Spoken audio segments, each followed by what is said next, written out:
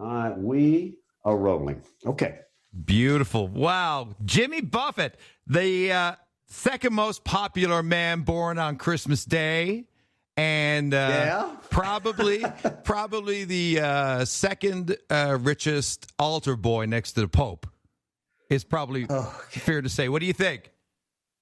You know, I've never been put in that category. Of course, it would take me going back to Newfoundland to have somebody come up with that statistic. I love it. We miss you, man. And the world needs a little bit of Jimmy Buffett, maybe a lot of Jimmy Buffett. I've listened to the album, and I think it's among your best work. Like, no shit, really. Thank you. Incredible job. And I want to say thank you and congratulations on all the work you're doing with the frontline workers and stuff, You tell us a bit about that, because I know you share a lot of this on your social media and stuff like that, but it really is a beautiful thing. Well, what it is the fact that, it basically came from fans, because when it first started, we were, first of all, the album, titled Life on the Flip Side, had nothing to do with the pandemic. I was not as, believe me, if I could have predicted it, I would go run, get inside. But it was based about, flip side of records, being old enough to remember that. And the other thing actually was living in Key West for many years when, my family heritage goes from, my grandfather, who was born in Rose Blanche, Newfoundland, and moved to Nova Scotia, then wound up on the Gulf Coast. Also was a captain of a sailing ship, which my father had spent his first birthday on in Havana Harbor. So we had a long tradition of great sailing stories because my grandfather sailed through there. And when I got to Key West, I had this great kind of longing to go, and I visited it several times and have done some shows there and went to baseball games. And so I have a friend there who's a great old photographer named Roberto Salas, very amazing photographer. I wanted him to shoot me on the other side of the Gulf Stream, and that was the flip side. So that was the original idea. And then doing the album, we concentrated specifically on writing songs, as I'd been kind of scattering my writing abilities around on the musical and other things like that. So we wanted to put the band in the studio in Key West. We hadn't done an album in 7 years. And, for a while there, you didn't know whether you're going to make another album, whether you're going to stream, whether albums were going to be in or not. But all of a sudden it came time, and, we were still selling hard goods, but digital was coming in. But we're a live band, and we wanted to play, and then we wanted to get out and tour with an album. That was the plan. So when the brakes were put on by the little tiny bug that's attacked the world, like we're in some kind of science fiction movie, there we sat with a brand new album and a tour planned and nowhere to go. And so we had to kind of revisit. It's like being, I always go back to my sailing roots and my experiences on the ocean. To deal with being quarantined was like going on a long ocean voyage. It's usually, you leave the dock, you have a few drinks, you're hungover for a few days. That's when something bad breaks on the boat, or you run into a horrible storm. And you're going, I wish I was back eating eggs Benedict in a hotel somewhere. And you got to go, shut up, and get in the groove. And that's the way you do long sailing trips. And so that was my kind of go-to as to how to deal with this. And then I wanted to keep the band together, and all of a sudden Zoom comes in, and I saw what other people. Hats off to, I think it's World Citizen and Chris Martin and all the people did those first shows, because that's what gave me the idea. I saw other people doing it. That was inspiration. And so we were getting a lot of input from fans from all over the world, and we had already done, our Margaritaville TV was on the winter. We were experimenting with putting, classic shows up during winter months when people were kind of inside, and it was working very well, like in cold weather climates that are, about that. Well, yesterday there was some snow coming down. So, oh my God! Don't tell me that, because it's true. It's now true. Now that I'm not touring, I'm planning a Newfoundland vacation. Please, tonight. I want to go to Fogo Island. I missed it last time. Come on, let's do it. So anyway, the whole idea of doing it came from the fact that I knew from past experience and fans that I had a lot of people that worked on the front lines and first responders and doctors and healthcare workers. Something about this music kind of takes them away from what is basically a hard job anyway. And then you throw a pandemic on it, and God knows what kind of help they need. So fun is still a part of life. And they were the ones that really reached out for me to do something. And I was thinking about it. I was hoping that that's what would happen, but they embraced the idea so much, and that's what we've been doing. Now, how do you get a band ready for the stage when you got the new record out? They obviously got to rehearse the tunes, and I don't know when you're going to be able to get out there and do some stuff, or if you do have some stuff already penciled in. And I imagine they're all still on the payroll. So yes, we are. That's the one thing, Actually, I've probably been preparing for a year off. I've been threatened to take a year off for 42 years or take a summer off. So it's kind of always been out there. I didn't mean for this to be it. Well, it was always a dream to get to Newfoundland and play.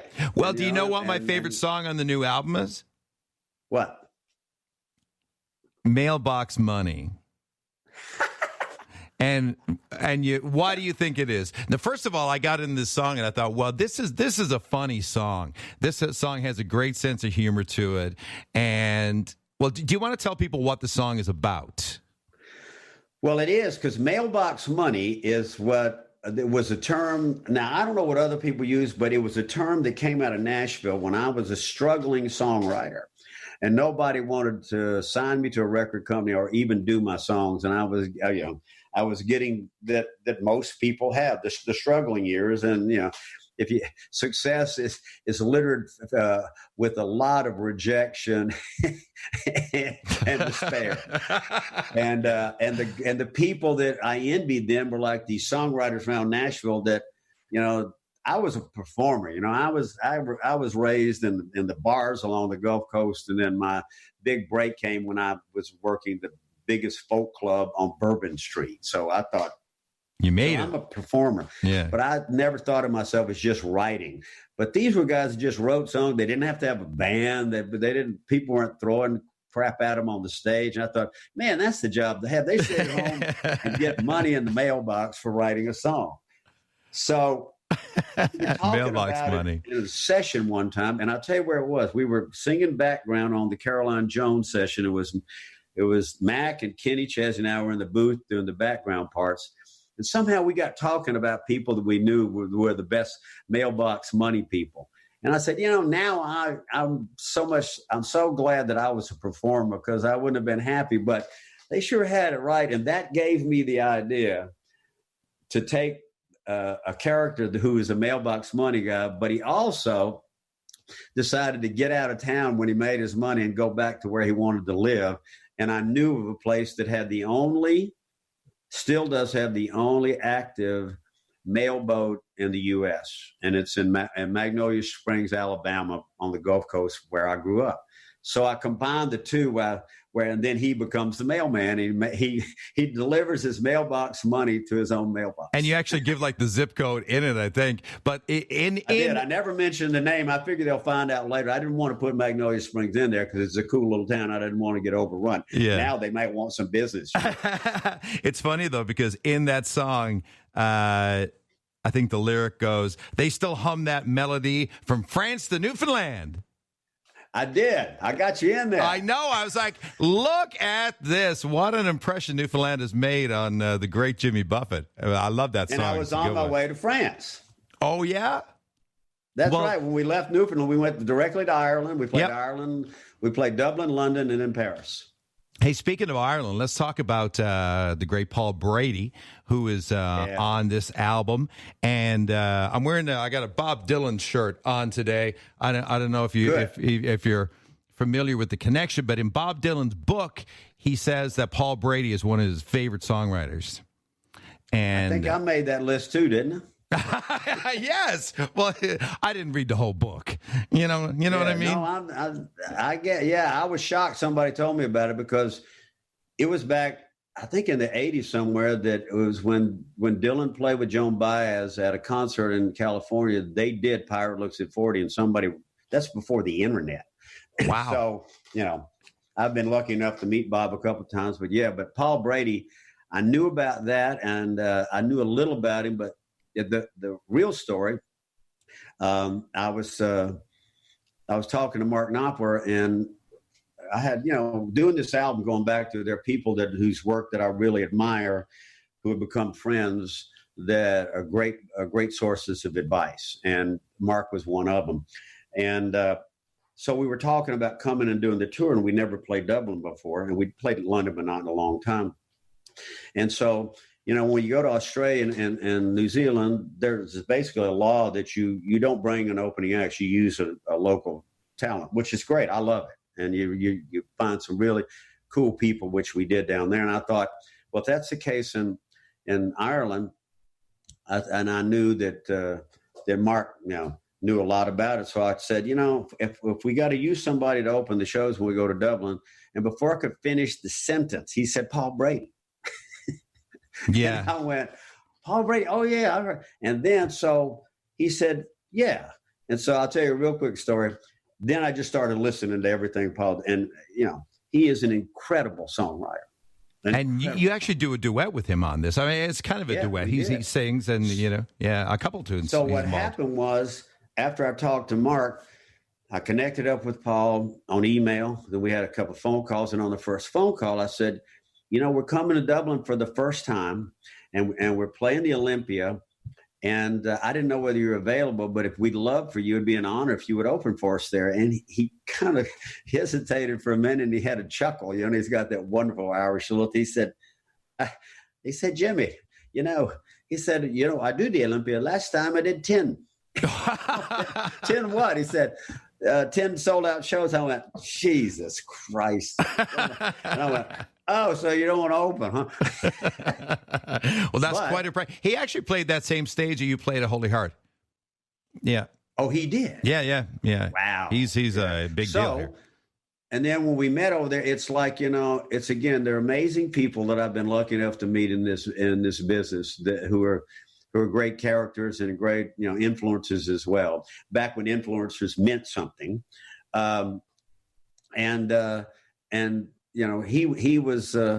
He was certainly one of those, people to a lot of people here. And when I met him the first time, it was like I knew him for 40 years.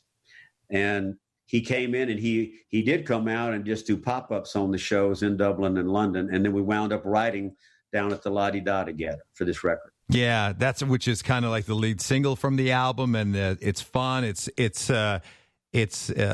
lighthearted, and it's just a great tune at a time when the world has gone upside down. They get a bit deeper into this album, and Who Gets to Live Like This?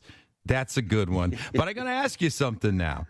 That song, is there a little bit of Jimi Hendrix in that song? Well, there's a couple of little riffs, and I wrote it with Lucas Nelson. Okay. And Mac. So it was bouncing around, but it was a little more like, do you remember there was an old Bobby Hebb song, Don't Worry, Be Happy, and it had that great little kind of groove to it. Yeah. It was more that than anything else, but there's a couple of half-step guitar runs that, Yeah, because I think the real parrot heads are going to be, that's the stuff, the little Easter eggs that they're looking for in there, Well, as I sent it to Chris Blackwell, my dear friend, and one of those people I listened to, who's been a great friend and a great advisor for a while. I wanted him to hear it because, he's made a couple of good records himself. No kidding. And he said,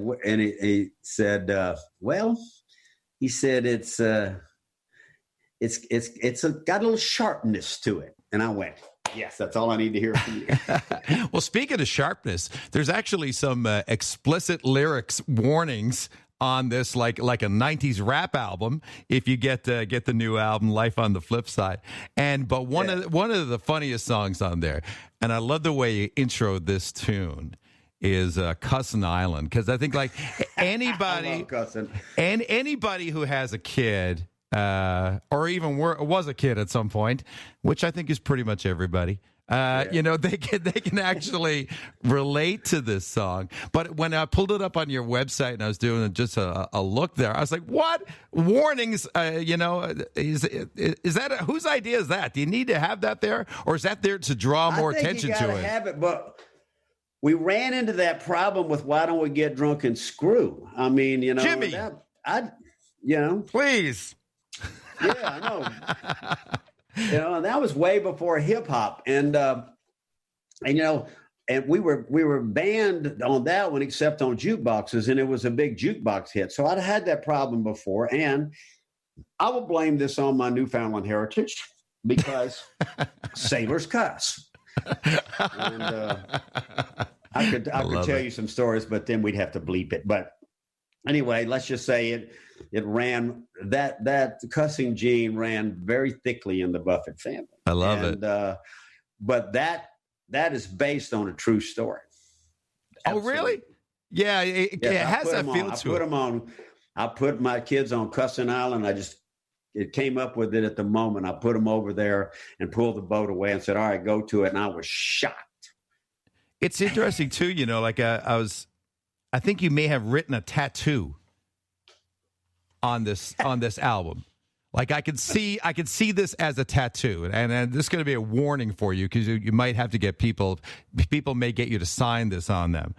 But I've signed a few tattoos. I've signed people that have gone out and gotten tattoos and come back to the show. So I was going to ask you that. Really surprises me anymore. The only thing I wouldn't sign at one point was a guy brought his dog to a show. I remember in Knoxville, Tennessee, and I wouldn't sign it. I said, I don't sign your dog. You know, and he showed up at the hotel and he had shaved the dog's leg. Again, I went, I'm not signing a dog. You know, I'm a dog guy. I'm not signing a dog because I didn't know what he would do. He'd tattoo the poor dog or something. I don't know. Who does that? You have the craziest fans. You know, I know, but I love them. But yes, that did happen. But Cussing Island, it's the first song that I wrote.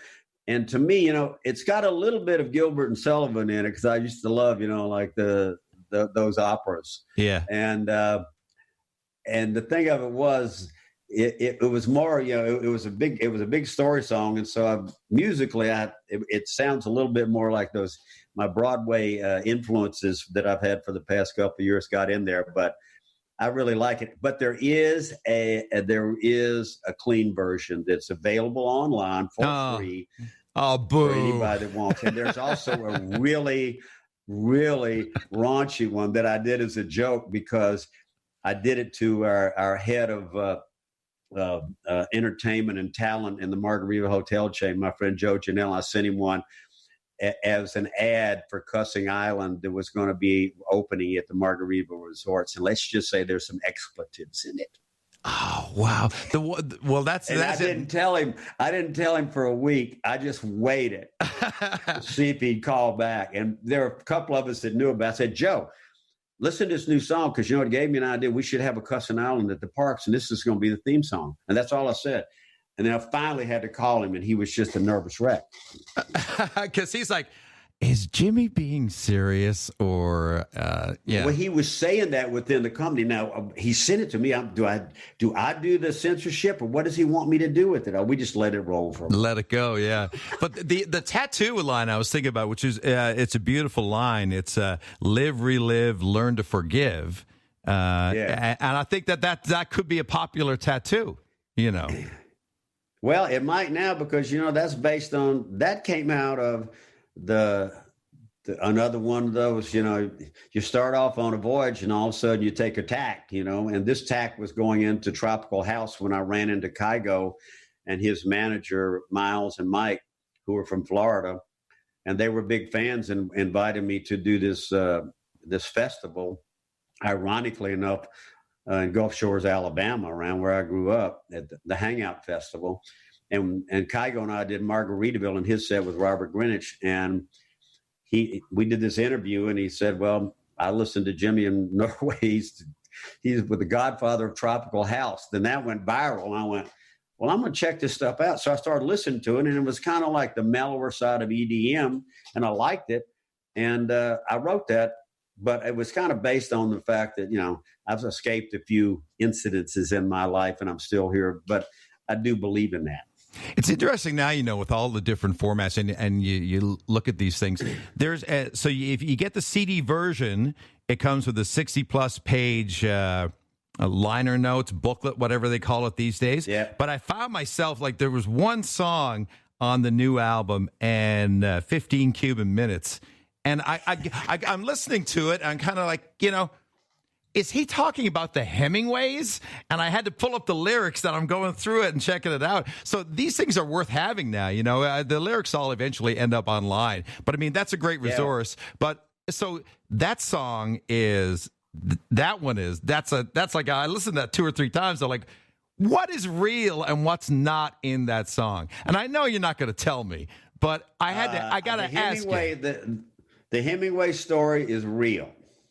Can you give us just a little synopsis of what happened? The Hemingways came to Key West when I was living there, and it was Jack Hemingway and Margot and her husband, and they were doing a documentary. And this was Ronald Reagan was still president, because I wound up in Cuba when we were invading Grenada, as in the U.S. invading Grenada. That was at the end of this thing. But how it started is they came to Key West, and it was her husband was kind of a hustler, in the film business, but, and they were around, but he had the Hemingways there. And so they were going to Cuba, and I hung out with them for a while. And I actually made a deal with them where I got lyrics to an Ernest Hemingway poem that I could write a song to. And I wouldn't charge them anything. And they wanted me to go on the trip with them. And I also got involved with finding them a boat, and we sailed from Key West on the schooner, the Western Union, and we sailed into Havana in like the 80s or something. And I didn't know whether we were going to get in or not, because this guy was such a BS artist that, and we're on, and at dawn the next day, the gunboat was there, and I've got pictures of me on the stern of the sailboat and the gunboat right behind us, and they escorted us in because, Castro and Hemingway had met each. So this actually was real, which was going on. And then I played the La Bodega del Medio as part of working on the documentary, which was then lost. And nobody's ever seen it, but I've still been trying to find it, but it all happened. It did. Wow. And that's an amazing story. And it's there in this great song on the new album. I mean, this album is kind of like, it's got so many neat little things in it, right? Fans are going to love it. Sorry, didn't mean to cut you off. What were you going to say? No, it goes there. Well, no, I got to get my dogs in here. I got to get, hang on one second. Let me get her up here. Yeah, we're looking at. She'll start barking.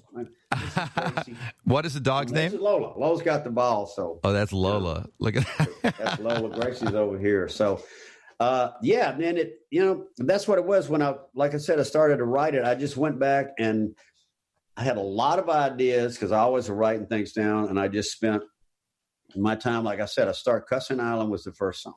It took a long time to write it and all of this, I really took more time than I've ever taken with any song, because this is before the pandemic. I just focused on that, and writing with Mac and on some things, and Will Kimbrough, my other great friend from the Gulf Coast, who's written a lot of stuff with us, just came in with all kind of really good material, and then sequencing it as if it were like a set list for a show is what I've always done. Because when you get down to it, when you're performing, the way I look at it, there's two really simple but very necessary things to be a good performer, and that's to understand energy and recognition. So if you've got songs out there that people understand, and they know, and then you take them up, you take them down, and knowing those spots as to how to move the energy around. That's really the simple key to a good performance. And I think that also applies to listening to an album, because that's the way I was, I learned this by putting a set list together, and hopefully people would like it at a show. And I saw no reason not to do albums like that, which I've tried to do all the way along. But this one I really paid attention to when I did the sequencing. And I sequenced it. I sent it to Mac. I sent it to Utley. I said, okay, here's my first one. And they will usually, and they, they're co-producers and good friends. So they'll tell me if they want to take something out. And they went, no, this is it. It's very cool.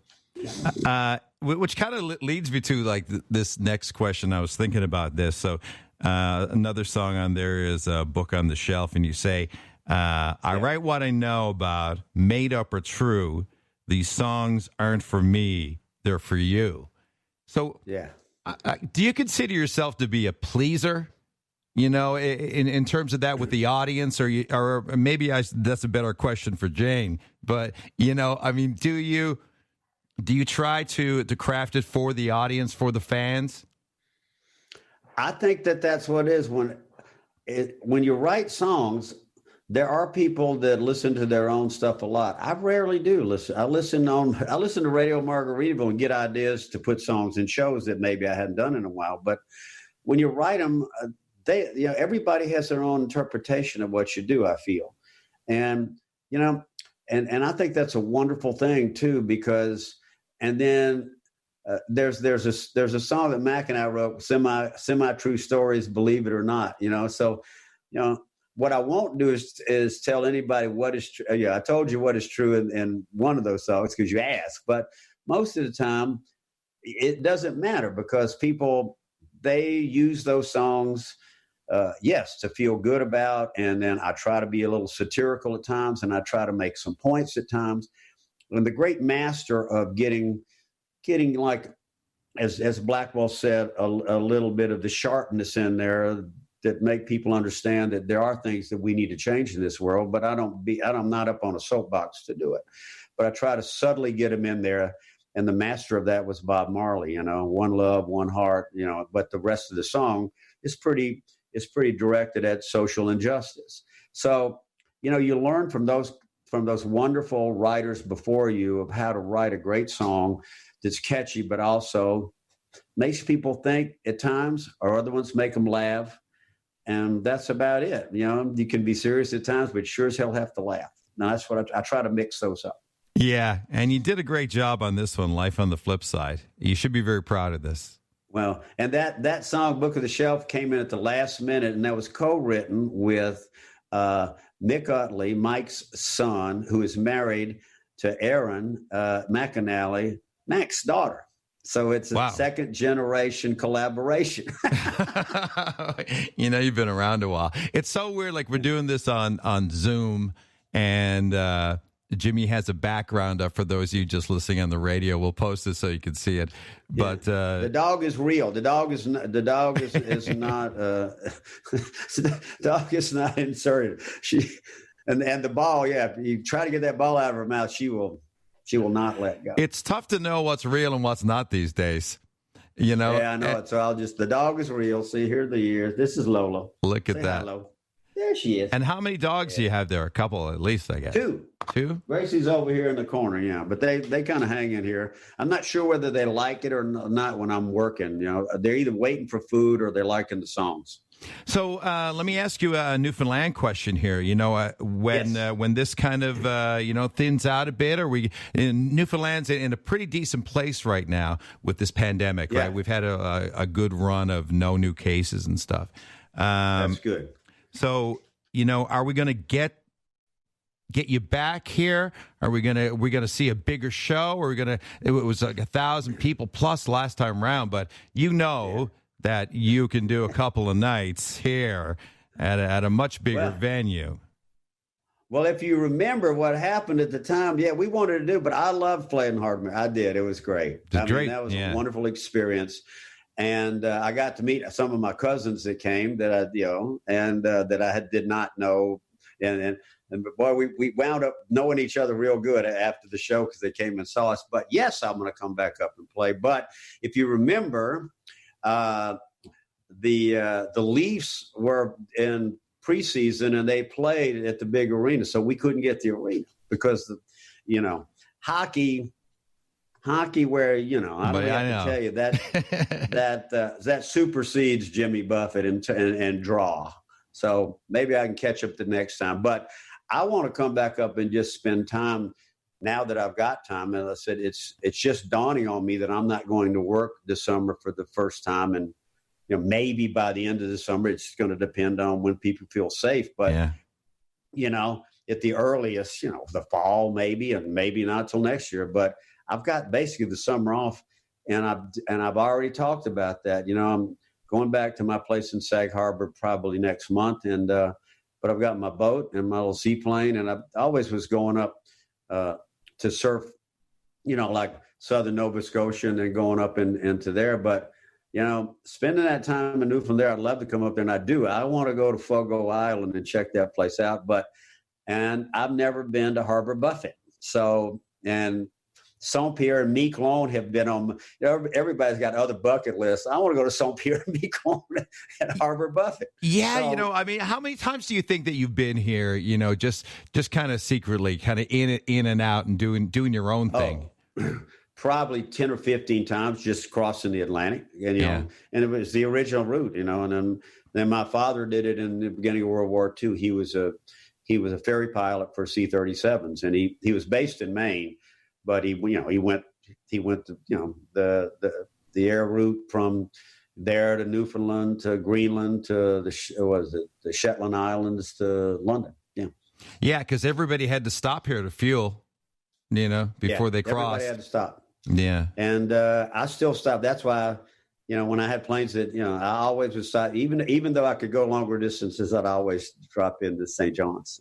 Well, I love talking to you. It's like just pick up the phone, talking to an old buddy and checking in, seeing how you're doing. And happy to be able to. It was so much fun to go into the studio. If you remember, it was we did bring a little bit of good weather when we played.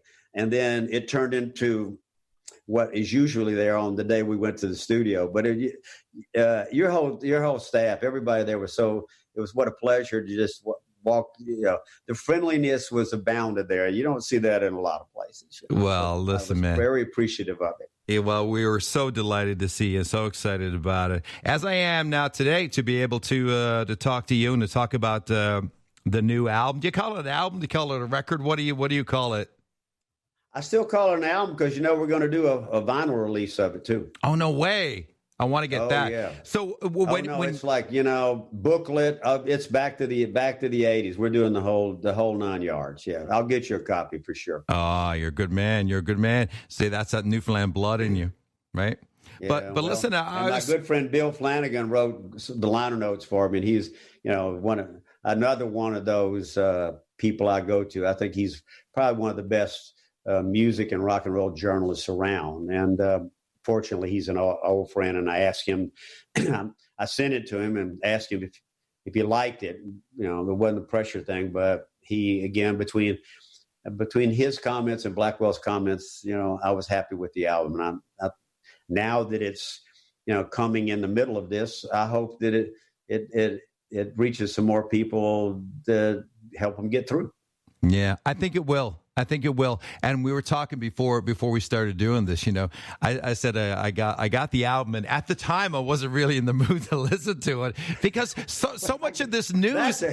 It's just it's so depressing, and it's all over again. And I said to Jimmy, it's kind of like a doctor giving you a prescription and say, if you take this, you'll be fine. And I listened to it, and by the end of it, just became so engrossed in it, and it hits all the right notes, Well, thanks, Mike. Yeah, I asked people that I sent it out to in the beginning. I said, and I did it myself too. I gave it the car test, I gave it the boat test, I gave it the beach test, just to hear the sequence. And I'm my worst critic when that comes to that. And I really had a good time listening. And I thought, it's like reading an audience. You've done it enough times, you think you got it, but you never know until it comes out. But the feedback so far is, and it probably would have, it could have been there before. As Ry Cooder said, you never know what the public's going to buy. But what we have been doing is, is releasing one song every week, ahead of time before the album came out, because we were ready to go. We were going on tour in April, and we'd have been out. And so, like I said, we're going to continue that. We're looking at some opportunities to play in front of smaller audiences and stream those shows. And then my objective there is we're virtual now, but when we can, as I told somebody, said, well, but you really play to 10 people. I went, let me tell you something. I played to no people once because I was in a bar and nobody showed up, and the owner said, play for the waitresses and the bartenders.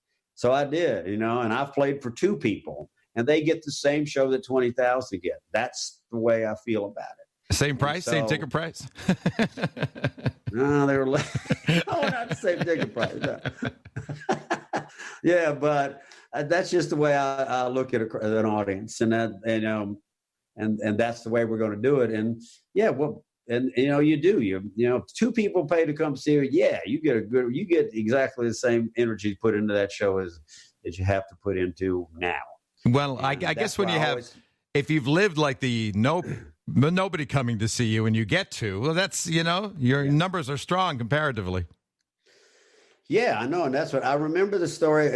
I was watching, there was it was an interview with Michael Jordan once, and I haven't seen the new thing yet, but I want to see it. But I had a Michael Jordan story. And,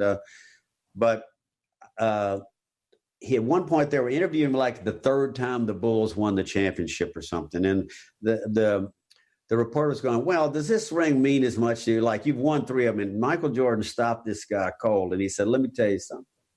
I was here when nobody came. Every one of them means something to me. And this guy just went, I'll never forget that. He was absolutely right about that. That's a great answer. That's a great answer. It's great to be able to see you with the whole Zoom thing and that. I hope your family is well and you're all doing okay. Yeah. And everybody's good. And hopefully I'm serious. When I get back up, I'm really looking at that to, take the boat up. I've never been to PEI either, and I've got relatives over there. I tried once and got caught in the fog in St. George's Bay and never could get there. I think I spent a hellacious week in Brador in the fog and turned around and went home.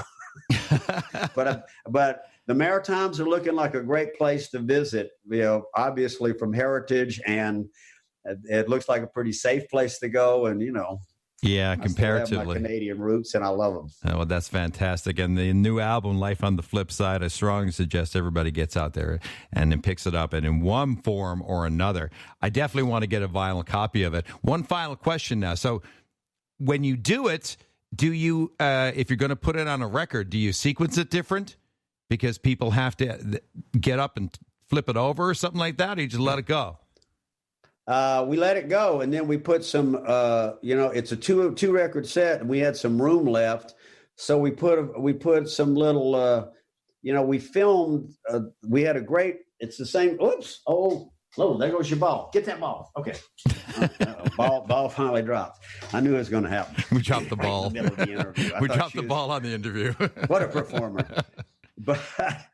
But we had time left on it. But what we did is I'm doing our video on this little setup with the iPhone and this Shure microphone that I've just kind of leaned on. Well, we were able to take that little unit into the studio so that it was non-obtrusive. I didn't want cameras in there because there's a magic in there that I don't want to mess with. And I know that, and this is the first time the band had been. We're in a little studio, which sounds great, and it's just a wonderful, warm place to create magic is what it is. So we were able to put these cameras in there, one in my booth, one on band members and all. So we just ran them the whole time, so you never knew they were there. And we really get an honest look at us doing this album. So we got a lot of that footage that we're going to put. We can't put video on there, but we can put audio from it. But then the videos will come out up online later. And probably there's probably a video of it because I've looked at some of the things because we interviewed everybody in the band, the crew, and everybody like that, and it was great for me to look at. It's like, I was looking at some of the replay of the shows, and I've never seen one before because you've got to remember, I've never seen a Jimmy Buffett. You're the other way around. You are the Jimmy Buffett at the Jimmy Buffett show. You know what? I had a good time. I was critical of myself. I was checking things out, but I went, hey, this is good. Yeah. I watched the one in Ireland with Paul Brady. I loved it. Oh, no way. You watched your own show with Paul Brady. Yeah, well, I was looking for it. I was looking at things that we were going to do because, we're hopefully Paul's going to be able to come in, and we videoed him there. So when we do the compilations of these things, yes, and when we get to go back to Europe, of course, he will come play with us again. That's awesome. Maybe they'll see me and Paul at Heart of Mary one day. I don't know. Maybe you guys should. Maybe you guys should cover me and Paul. One of my favorite Willie Nelson songs. Yeah, me too. Hey, man, listen, best of luck to you. Stay safe. Fins up. Thanks, hang Mike. in there. And I hope to see you in person very soon. All right. Well, if I get up there, I will pop in. Good, man. Thanks, Jimmy. I mean, I am going to get up there. What was I saying? That's right. It's only a matter of when. Thanks, buddy. Yeah. Hey, thanks so much. And love to everybody up there. Stay safe. Fins up.